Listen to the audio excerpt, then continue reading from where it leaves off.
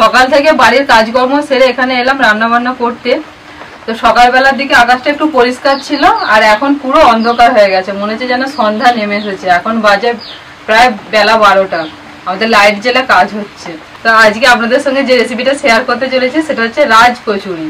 এর আগে অনেক রকম কচুরি রেসিপি আপনাদের সঙ্গে শেয়ার করেছি, আর আজকে একদম দুর্দান্ত স্বাদের রাজ কচুরি রেসিপি শেয়ার করতে চলেছি। নামেও যেমন রাজ কচুরি, দেখতেও তেমন রাজার মতো, আর খেতেও তেমন সুস্বাদু। তো আপনারা পুরো ভিডিওটা দেখতে থাকুন আমি কিভাবে আজকে রাজ কচুরিটা বানাচ্ছি।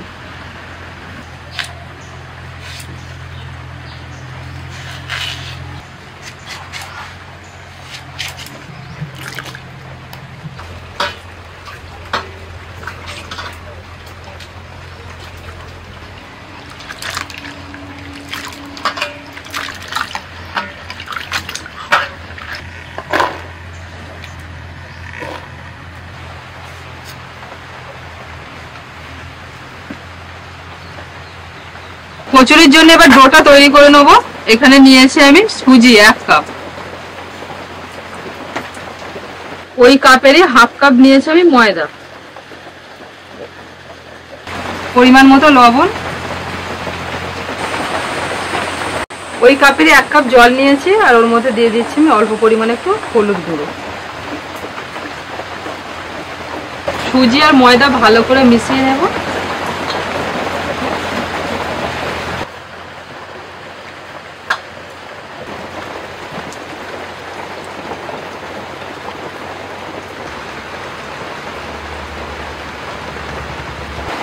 ভালো করে মিশিয়ে নিয়েছি, এবার অল্প অল্প করে হলুদ জলটা দিয়ে মেখে নেব।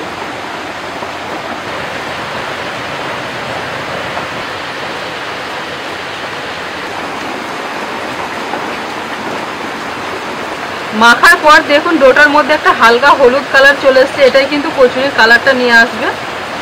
আর এর মধ্যে কোনো রকম তেল লাগবে না, শুধু এরকম মেখে নিতে হবে।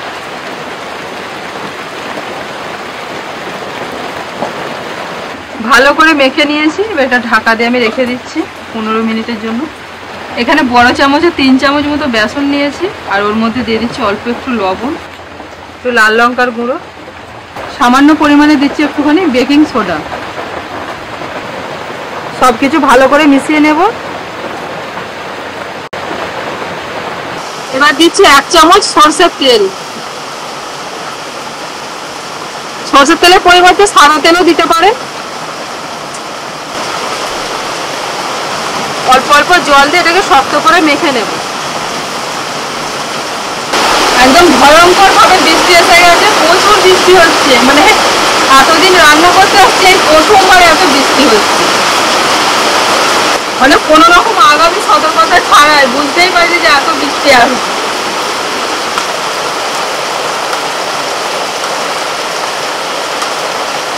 এই দেখুন এইরকম শক্ত করে মেখে নিতে হবে। তবে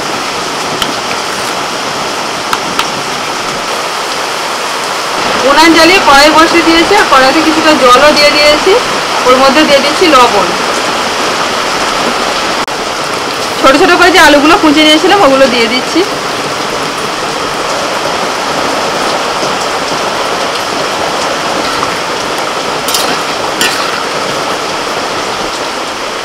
মিনিট 5 ঢাকা দিয়ে আমি আলুটাকে সিদ্ধ করে নেব।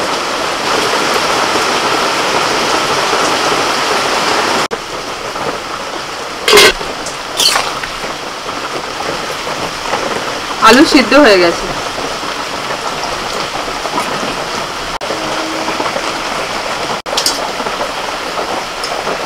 আলুগুলো সিদ্ধ হবে, কিন্তু এরকম একটা একটা থাকবে, যেন ভেঙে না যায়। প্রথমেই যে ডোটা আমি মেখে রেখে দিয়েছিলাম, এবার ওটাকে একটু রেডি করব।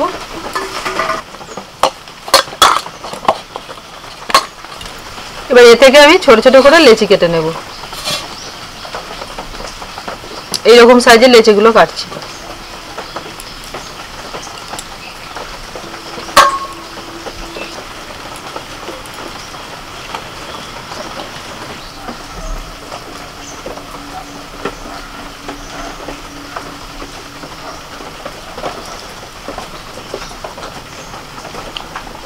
একটা করে লেচি নিয়ে এটাকে এইভাবে একটুখানি বাড়িয়ে নিতে হবে, না একটা খামি মতো তৈরি করে নিতে হবে।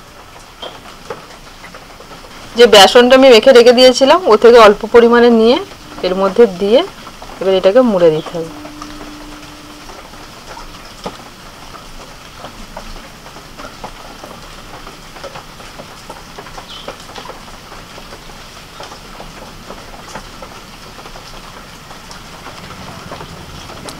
খুব ভালোভাবে মুখটা বন্ধ করে দিতে হবে। আবার এটাকে এইভাবে একটু গোল পাকিয়ে নেব। এইভাবে প্রত্যেকটা রেডি করে নেব। আস্তে আস্তে বৃষ্টি থেমে গেল, মানে আকাশ কিন্তু এখনো মেঘলা মেঘলাই হয়ে আছে, অন্ধকার অন্ধকার হয়ে আছে। এরই মধ্যে আমাদের কাজ করে যেতে হবে।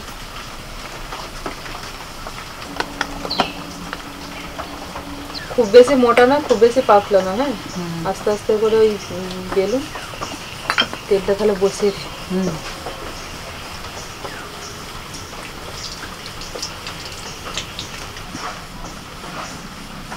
ভাজার জন্য বাদাম তেল আমি বসিয়ে দিচ্ছি গরম হতে।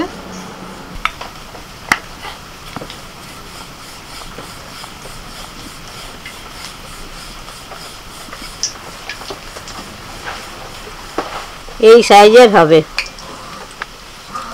খুব বেশি মোটাও না আবার খুব বেশি পাতলাও না, থিকনেসটা দেখুন ঠিক এই রকম হবে।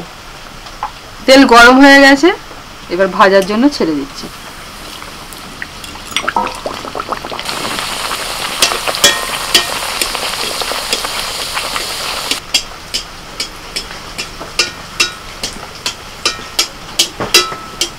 মাঝারি আছে, এটাকে এইভাবে তেল ছেড়ে ছেড়ে আস্তে আস্তে ভেজে নিতে হবে।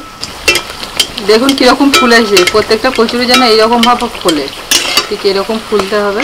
আর এটাকে কন্টিনিউ এরকম ভাবে তেলটা ছেড়ে যেতে হবে।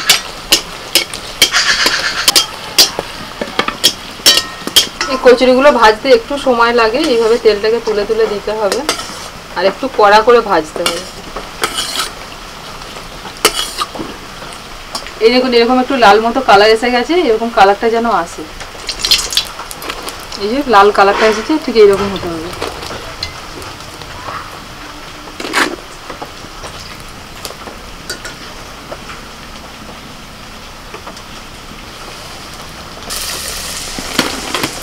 সব ভাজা হয়ে গেছে। এখানে যে সিদ্ধ আলুটা ছিল এটাকে আমি একটুখানি মশলা মাখিয়ে নেব, তারপরে কচুরিটাকে সাজাবো।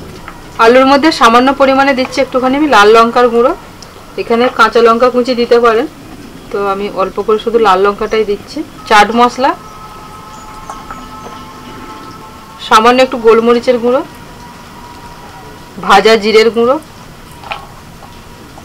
আর আলু সিদ্ধর সময় লবণ দেওয়া ছিল সেজন্য লবণটা দিলাম না। এটাকে ভালো করে মিশিয়ে নেব। টক দইয়ের মধ্যে অল্প পরিমাণে আমি দিয়ে দিচ্ছি একটুখানি লবণ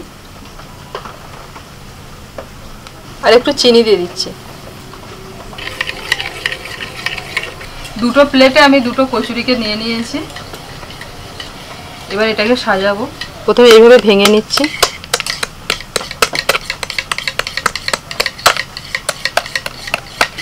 আস্তে আস্তে করে এটাকে ফাটিয়ে নিতে হবে। এইভাবে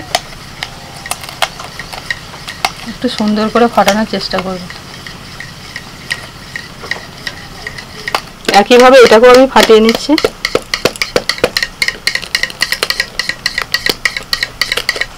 প্রথমে দিয়ে দিচ্ছি আলু, আলুটা যে মশলা মাখিয়ে নিয়েছিলাম দিয়ে দিচ্ছি।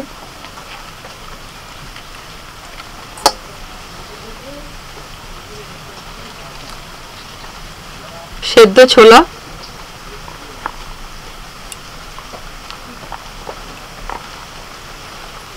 সেদ্ধ করা সবুজ মুগ কলাই, এগুলো সব লবণ দিয়ে সিদ্ধ করা আছে।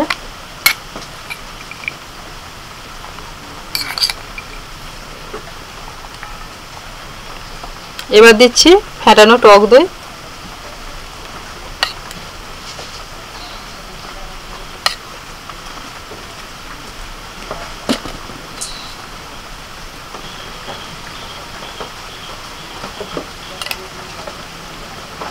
ধনেপাতার চাটনি দিয়ে দিচ্ছি।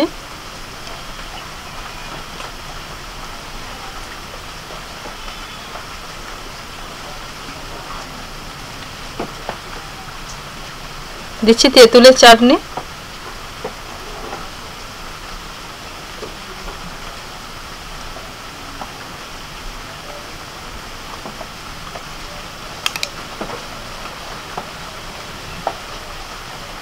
দিচ্ছি চাট মশলা,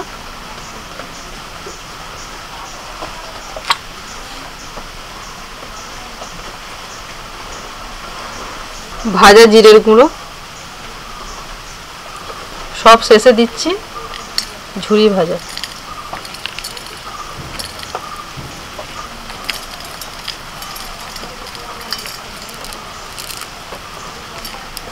আবারও উপর থেকে একটু করে টক দই, ধনেপাতার চাটনি, তেঁতুলের চাটনি সব দিয়ে দিলাম। বেদানার দানাগুলো দিয়ে একটু সাজিয়ে দিচ্ছি। সরু করে কেটে নেওয়া আদা আমি দিয়ে দিচ্ছি, দুটোতে এইভাবে দিয়ে দিচ্ছি একইভাবে। এবার দিয়ে দিচ্ছি গাজর, এই জায়গায় বিটও আপনারা দিতে পারেন, তো বিটটা আমি জোগাড় করতে পারিনি, এই জন্য গাজরটা দিলাম।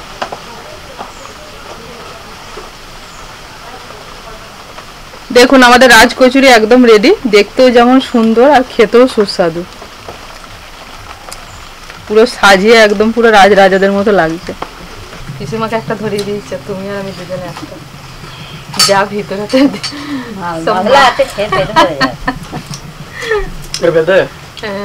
খেয়ে দেখো, থামলে নিতে নিতেই তো আলা পুরো ভিতরে একদম ভর্তি, একটা মানুষের জন্য একটাই যথেষ্ট।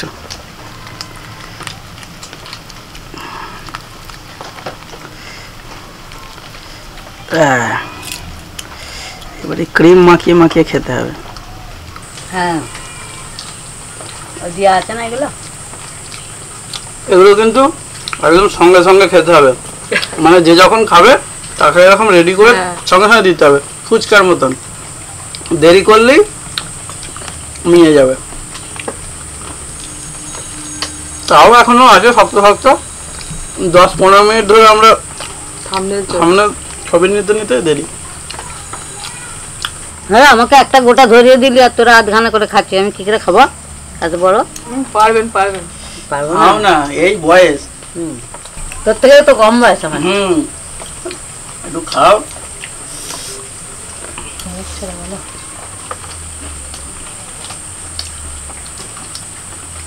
টক টক ঝাল ঝাল না, এই যে টাকা নিয়ে নে না, খান না, আমি খাবো না, খাওয়া মুশকিল যতটা পারবেন। তার উপরে মাঝে মাঝে পেছন দিক থেকে মশাও কামড় দিচ্ছে।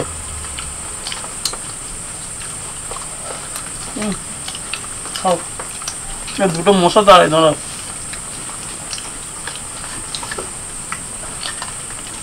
আলুটা শুধু ছেড়ে